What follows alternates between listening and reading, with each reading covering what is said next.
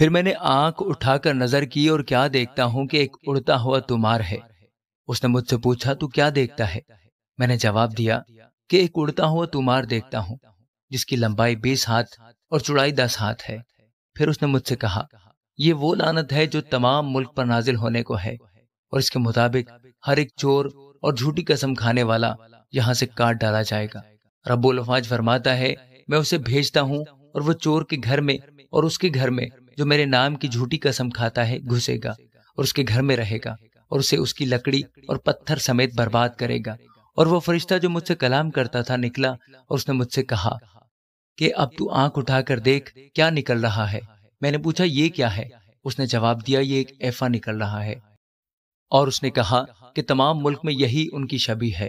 اور شیشے کا ایک گول سرپوش اٹھایا گیا اور ایک عورت ایفا میں بیٹھی نظر آئی، اور اس نے کہا کہ یہ شرارت ہے، اور اس نے اس کو ایفا میں نیچے دبا کر شیشے کے اس سرپوش کو ایفا کے منہ پر رکھا۔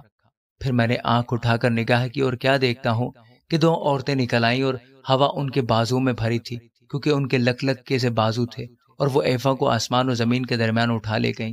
تب میں نے اس فرشتہ سے جو مجھ سے کلام کرتا تھا پوچھا کہ یہ ایفا کو کہاں لے جاتی ہیں؟ اس نے مجھے جواب دیا سنعار کے ملک کو، تاکہ اس کے لیے گھر بنائے، اور جب وہ تیار ہو تو یہ اپنی جگہ میں رکھی جائے۔ آمین۔